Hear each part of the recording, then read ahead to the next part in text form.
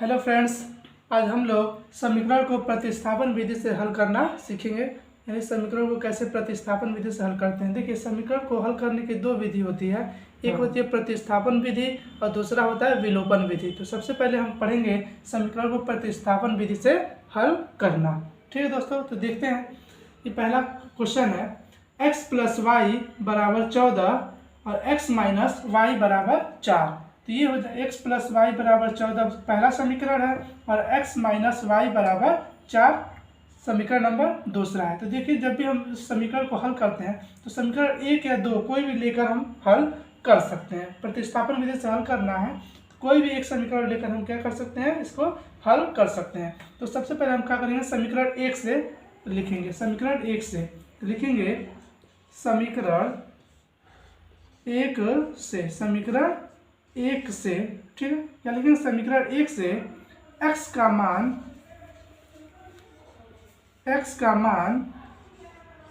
y के पदों में रखने पर, x का मान y के पदों में रखने पर, x का मान y के पदों में रखने पर, ये हमें पता होना चाहिए। समीकरण 1 से x का मान y के पदों में रखने पर, तो समीकरण 1 यही है ना। तो समीकरण 1 से हमें x का मान y के पदों में रखना है, यानी y के पदों में x का मान हमें लाना है। ठीक है, तो मान लीजिए ये समीकरण है x + y = 14, यही समीकरण 1 है। तो इसको हमें y के पदों में लिखना है। तो देखिए, x यहीं रहेगा क्योंकि हमें y के पदों में रखना है, तो x यहीं रहेगा, यानी x का हमें मान निकालना है। ठीक है, बराबर ये 14 लिखा है, 14 यहीं रहेगा। ये देखिए प्लस का y है, दूसरी तरफ पक्षांतर करेंगे ये माइनस का y हो जाएगा। यानी अगर इधर प्लस का है दूसरी तरफ पक्षांतर करते हैं तो माइनस का हो जाता है, अगर माइनस का होता है इधर भेज दे तो प्लस का हो जाता। ठीक है, तो देखिए x का मान y के पदों में हम लिख दिए। देखिए y के पदों में है। ठीक है, तो ये हो जाएगा समीकरण नंबर 3। कितना हो जाएगा, समीकरण नंबर 3 बन जाएगा ये। ठीक है, अब ये जो x का मान आया है, ठीक है ना, इस x के मान को हम समीकरण नंबर 2 में रखेंगे। क्यों समीकरण नंबर 2 में रख रहे हैं, क्योंकि हमने समीकरण 1 ही लेकर हल किया है, समीकरण 1 से ही x का मान निकाला है, इसलिए हम समीकरण 1 में हम इस मान को नहीं रख सकते। ठीक है, तो इसलिए हम इसका मान किस में रखेंगे, समीकरण नंबर 2 में रखेंगे। तो यहाँ लिखेंगे x का मान समीकरण 2 में रखने पर, लिखेंगे x का मान समीकरण 2 में रखने पर, x का मान समीकरण 2 में रखने पर। तो देखिए x का मान हम क्या करेंगे, समीकरण 2 में रखेंगे। तो समीकरण 2 यही है, तो हम क्या करेंगे, ये x - y = 4 है ना। देखिए x - 4 x - y = 4 है समीकरण 2। तो x का मान हम तो निकाल लिए ना, तो x की जगह पर हम क्या करेंगे, 14 - y रखेंगे। ये x है, इसकी जगह पर हम x का मान रखेंगे 14 - y। तो लिखेंगे 14 - y, यहाँ -y है तो -y रहेगा बराबर 4।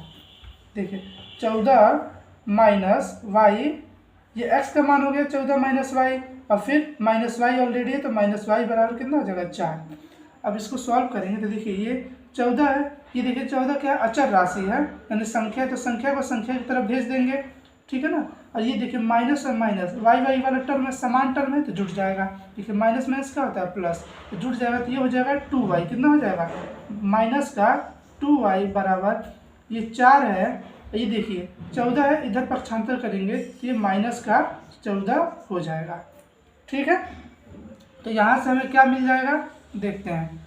ठीक है, तो देखिए 14 में से 4 घटाएंगे तो कितना बचेगा, 10 बचेगा, यानी माइनस का 10 आएगा। तो ये हो जाएगा -y बराबर -10 बटा, ये देखिए 2 यहाँ गुणे में है, दूसरी तरफ पक्षांतर करते हैं तो बटे में हो जाता। अगर बटे में होता तो दूसरी तरफ पक्षांतर करेंगे तो गुणे में हो जाएगा, ये ध्यान रखिएगा। यहाँ देखिए 2y है, यानी 2 क्या है, y का गुणांक है, यानी गुणे में है। तो जब गुणे में होगा दूसरी तरफ पक्षांतर करेंगे तो वो बटे में हो जाता है। ठीक है ना, तो देखिए तो y यहीं रह जाएगा, अब 2 को भेजेंगे इधर तो कितना हो जाएगा, बटे में हो जाएगा। अब देखिए ये माइनस से माइनस कैंसिल हो जाएगा, 2 एकम 2, 2 पचे 10, ये भाग चला जाएगा। तो y बराबर कितना आ जाएगा, 5। तो y की वैल्यू निकल के कितना आ गया, 5। ठीक है, अब इस y की वैल्यू को हम क्या करेंगे, समीकरण नंबर 3 में रख देंगे, तो हमें x की एक एक्यूरेट वैल्यू मिल जाएगी। ठीक है फ्रेंड्स, तो हम लिखेंगे y का मान समीकरण 3 में रखने पर, y का मान समीकरण 3 में रखने पर तो लिखेंगे y का मान समीकरण 3 में रखने पर, y का मान समीकरण 3 में रखने पर।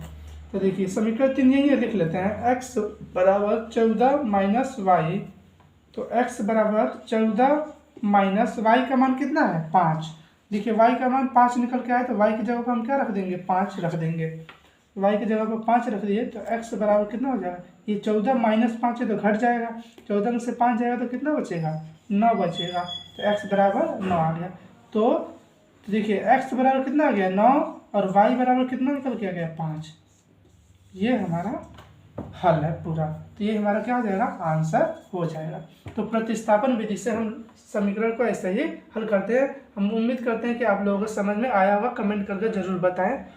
ठीक है, तो दोस्तों हम लोग प्रतिस्थापन विधि से समीकरण को हल करना सीख लिए हैं। अब हम सीखेंगे उसी समीकरण को विलोपन विधि से कैसे हल करते हैं।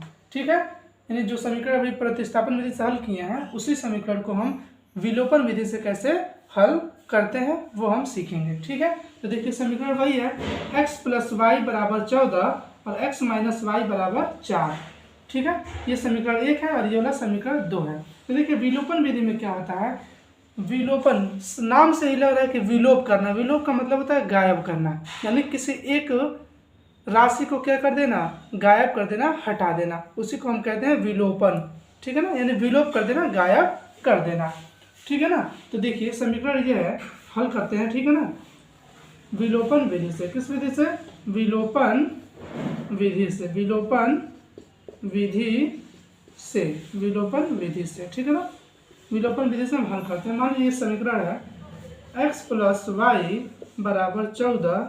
ठीक है, और यह है x माइनस वाई बराबर 4। ठीक है ना, तो हमें क्या करना है, इसको विलोपन विधि से हल करना है। ठीक है, तो ये समीकरण देखिए किसी एक पद को हमें क्या करना होता है, विलोप करना होता है। ठीक है ना, तो देखिए यहाँ x है प्लस y है बराबर 14/4 है। ठीक है ना, तो हम जानते हैं जब विपरीत चिन्ह होता है तो क्या होता है, विपरीत चिन्ह होगा। ठीक है, तो ये क्या हो जाएगा, कट जाएगा। जैसे मान लीजिए अगर 5 है और -5 है। ठीक है ना, तो देखिए ये 5 प्लस में है, ये माइनस में है।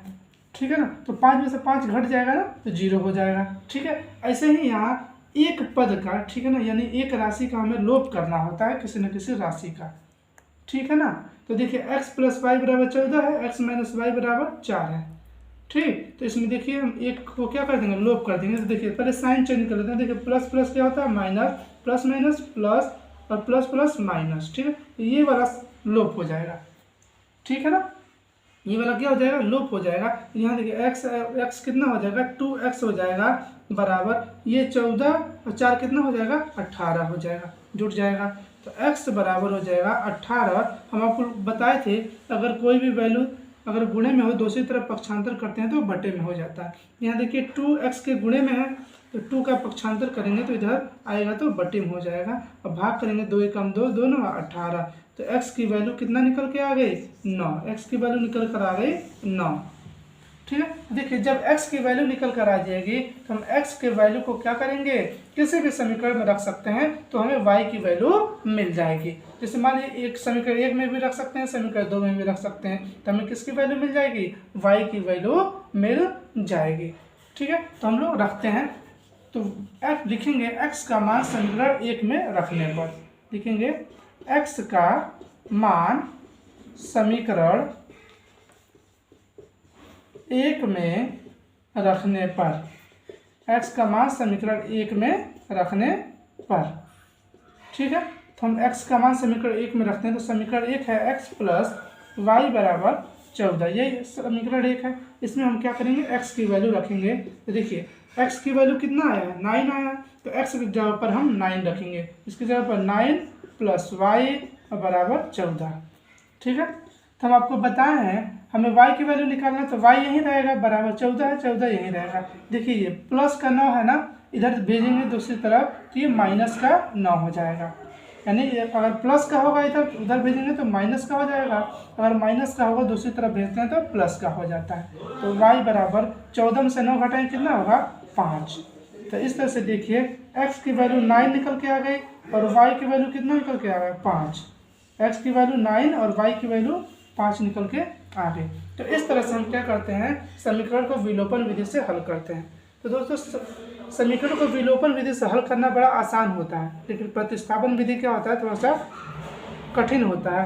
तो हम उम्मीद करते हैं कि आप लोगों को ये वीडियो अच्छी तरीके से समझ में आया होगा। कमेंट करके ज़रूर बताइएगा और चैनल पर जो लोग नए हैं वो चैनल को सब्सक्राइब कर लें